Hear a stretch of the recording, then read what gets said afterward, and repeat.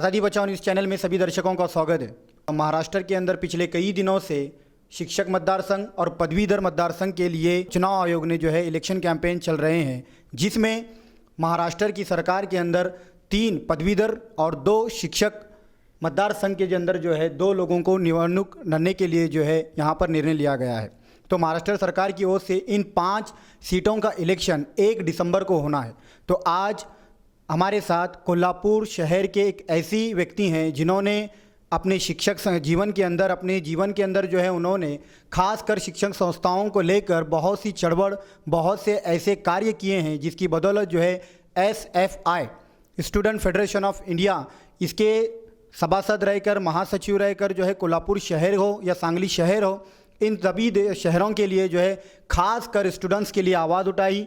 Education के field में हो या खास कर टीचर्स के जो लाइन हो या टीचर्स के लिए जो बार बार उनके वेतन के लिए हो या बार बार जो है उनकी पेंशन के लिए हो, इनको लेकर जो है बार बार धरने किया करते थे, आंदोलन किया करते थे। महाराष्ट्र के अंदर जो है चुनाव आयोग जो 1 दिसंबर को चुनाव रखा गया है उसमें ये हिस्सा लेने वाले हैं, जिसमें उनके क्या मुद्दे होंगे, वो किस नतीजे पर चुनाव लड़ना चाहते हैं, उनका क्या मोटो है, क्या विज़न है, ये आज हम उनसे जानेंगे। ये वो शख्सियत हैं जो डॉक्टर सुभाष आत्माराम जाधव के नाम से जाने जाते हैं। सबसे पहले तो आज़ादी बचाओ न्यूज़ चैनल में आपका बहुत बहुत स्वागत है सर।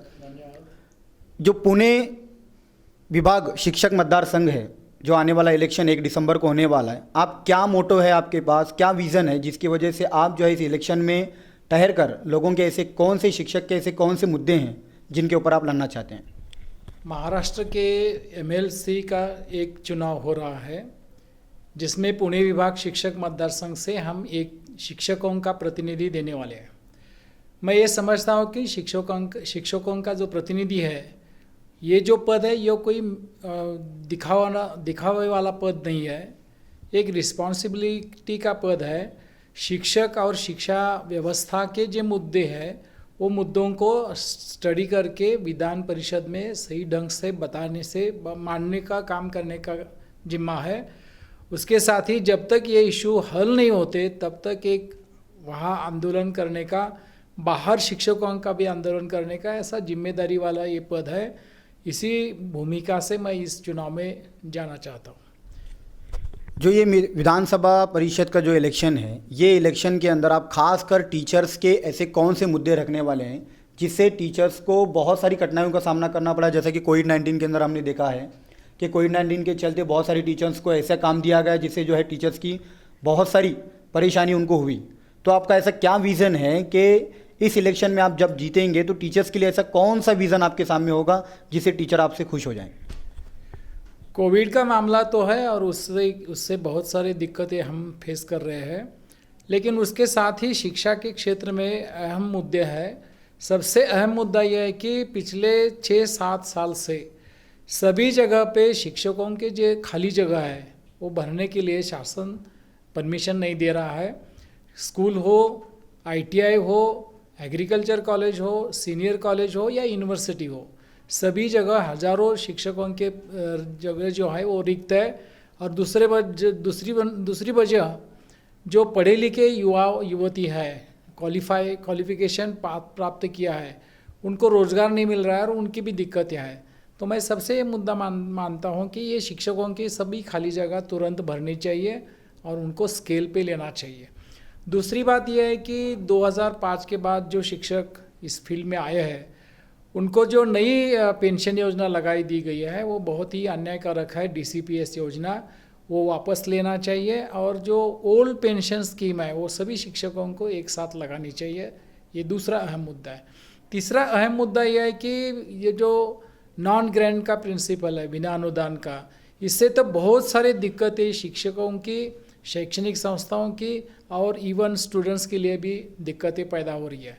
शासन इसके बारे में खर्चा ज़्यादा नहीं करना चाहती, इसलिए वो शिक्षक का भर्ती नहीं कर रही है, इसलिए वो अनुदान नहीं दे रही है और विद्यार्थियों को सस्ती शिक्षा देने की व्यवस्था भी नहीं कर रहे हैं। तो इसके खिलाफ जंग करने का प्रयास इस माध्यम से मैं करना चाहता हूँ। ये बहुत ही इम्पॉर्टेंट बात होती है कि किसी व्यक्ति को अपने लिए नहीं लड़के बल्कि लोगों के लिए लड़ना एक ऐसे नेता के अंदर छवि होनी चाहिए कि जो अपने लिए नहीं कार्य करे बल्कि लोगों के लिए कार्य करे। ऐसी क्षमता आपके अंदर दिखाई भी दे रही है। जहाँ तक लोगों के अंदर ये चर्चा है कि महाराष्ट्र सरकार के अंदर जो पट पड़तानी हुई थी उस वक्त 2012 के अंदर बहुत सारे स्टूडेंट्स की चेकिंग वगैरह हुई थी, तो उसके बाद से कोई टीचर वर्दी महाराष्ट्र के अंदर तो हुई नहीं। महाराष्ट्र गवर्नमेंट के अंदर जो टीचर के रिक्त पद हैं, इन रिक्त पदों को भरने के लिए सरकार ही आग्रह नहीं हो रही। पिछले कई सालों से अन्य पार्टी हो, किसी भी पार्टी से जो है बहुत प्रयास हो रहे हैं कि टीचरों की भर्ती पूरी हो जाए, लेकिन नहीं हो रही। उसका एक सबसे बड़ा रीज़न ये है कि जितने भी प्राइवेट स्कूल्स हैं, वो प्राइवेट स्कूल्स के अंदर बहुत सारा भ्रष्टाचार, बहुत सारे रुपये लेकर जो है लोगों को सीट्स अवेलेबल कराते हैं। तो उस माध्यम से आपकी क्या चढ़वड़ होगी कि उस माध्यम से आप किसको कैसे रोकने की कोशिश करेंगे?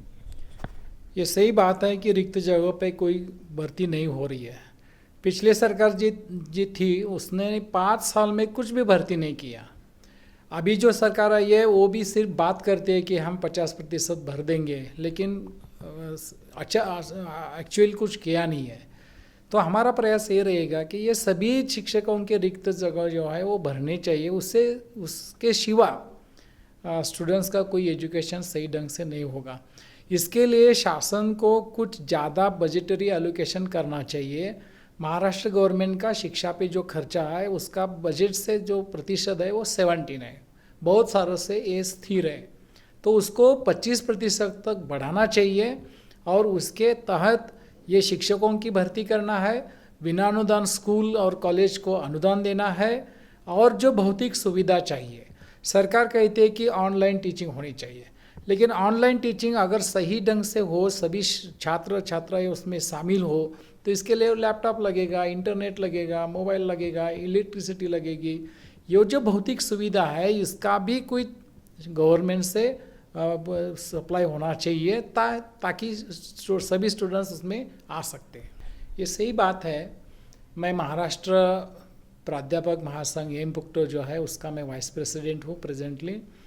उसके सिवाय शिवाजी यूनिवर्सिटी टीचर्स एसोसिएशन का सेक्रेटरी हूँ और ये दोनों संगठन के माध्यम से मैं सीनियर कॉलेज के यूनिवर्सिटी के टीचरों के सभी मुद्दों को पिछले कई साल से लेके आंदोलन किया है और कुछ मांगे हासिल भी की है।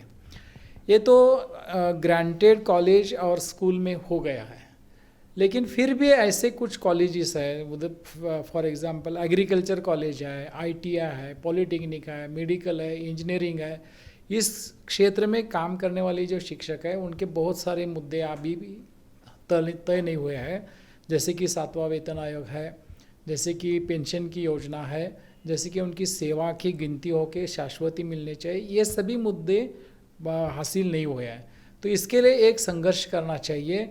इसके साथ ही जो प्राइवेट स्कूल्स हैं, वहाँ प्राइवेट स्कूल्स में जो काम कर रहे शिक्षा दोस्त है उनके लिए वेतन नियमित होना चाहिए। अभी तो कोविड में वेतन का ही बहुत बड़ा प्रॉब्लम हो गया है। नियमित वेतन के साथ ही उनको सेवा शाश्वती होनी चाहिए। प्रोविडेंट फंड हो, पेंशन हो, ये जो अदर टीचर्स को जो सुविधाएं मिलती है ये प्राइवेट सेक्टर को भी मिलनी चाहिए। उनका एक मजबूत संगठन करने की आज ज़रूरत है और हम जो संगठित है पहले से, इसमें अगवा करके उनको संगठित करके तमाम शिक्षकों के जो आम मुद्दे हैं वो सभी मुद्दों को विधान परिषद में प्रभावी ढंग से पूरा स्टडी करके बताने का, मानने का मैं आग्रह करूँगा।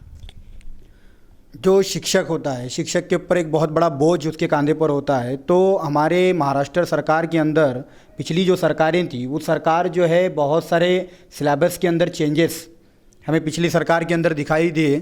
क्या इस सरकार के अंदर अगर आप जीतते हैं तो सिलेबस के अंदर कुछ चेंजेस होंगे या जो पिछली जो गलतियाँ की है क्या वही गलतियाँ फिर से दोहराई जाएगी? शिक्षा में सबसे बहुत अहम बात यह है कि शिक्षा का अभ्यासक्रम कैसा हो, अभ्यासक्रम का दिशा क्या हो, उसका हेतु क्या हो। मैं ये मानता हूँ कि हमारा जो संविधान है और उसमें जो जो मूल्य है यही हमारे देश के मूल्य है और वो मूल्य हमारे स्टूडेंट्स के पास, छात्रों के पास जाने का एक ही रास्ता है, वो है हमारी शिक्षा नीति। तो यही आम मूल्यों के मुद्दे और आप सामने रखकर स्टूडेंट्स को एक विज्ञानवादी और आधुनिक शिक्षण और समान तरफ से सभी को शिक्षण मिलने के लिए अभ्यासक्रम भी ऐसा चाहिए और उसके लिए गवर्नमेंट की शिक्षा नीति और बजट का एलोकेशन भी इस ढंग से होना चाहिए। जितने भी आपके जो मतदार संघ के लोग हैं या जितने भी आपको अभी वोट डालने वाले हैं, उनके लिए आपने क्या एक विज़न तैयार किया है कि उनके लिए आपने क्या सोचा या उनको क्या आह्वान करना चाहते हैं हमारे चैनल के माध्यम से आप? मैंने एक पर्चा निकाला है जिसमें स्कूल से लेके यूनिवर्सिटी तक, अनुदानित से बिना अनुदानित तक, महिला शिक्षक, स्टूडेंट्स, पेरेंट्स, इन सभी लोगों के जो शिक्षा के बारे में मांग है वो सभी को मैंने एक ढंग से स्टडी करके या पर्चा में लिखा है। ये सब मुद्दों को लेकर मैं आने वाले दिन में अगर मुझे चुनाव में यश मिलता है तो विधान परिषद में ये सभी मुद्दों के बारे में मैं बहुत ज़ोर शोर से उसका आग्रह करूँगा और वो मुद्दे का हल निकालने तक मैं वही संघर्ष करता रहूँगा। ये एक सुभाष आत्माराम जाधव साहब जो एक संघर्षवादी नेता, जिन्होंने जो है खास कर जूनी पेंशन हो, टीचर्स की भर्ती हो, बच्चों का सिलेबस हो या टीचर्स की बहुत सारी प्रॉब्लम्स हो, इन सारों को लेकर जो है विधान परिषद में अपनी मांग रखने वाले हैं, जिसके कारण आज वो पुणे शिक्षक विभाग मतदार संघ से जो है इलेक्शन लड़ने का निर्णय लिया है। वो जनता को आह्वान करना चाहते हैं कि वो इस मुद्दों को लेकर जो है इस चुनावी सभा में, इन चुनावी रैली के अंदर निकले हुए हैं, ये चुनावी सभा के अंदर निकले हैं, इस चुनाव में निकले हैं, ताकि जो है जो भी मुद्दे, जो बच्चों के मुद्दे हो, शिक्षा के जितने भी मुद्दे हो महाराष्ट्र सरकार के अंदर, वो विधान परिषद में इन मांगों को अपनी रखेंगे। तो आज़ादी बचाओ न्यूज़ चैनल में आपका बहुत बहुत धन्यवाद, जिस तरह से जो है इन्होंने अपनी बात की। मैं आकिब। आज़ादी बचाओ न्यूज़ चैनल को सब्सक्राइब करने के लिए बेल आइकन पर क्लिक करना ना भूलें। साथ ही साथ लाइक करें और शेयर भी करें।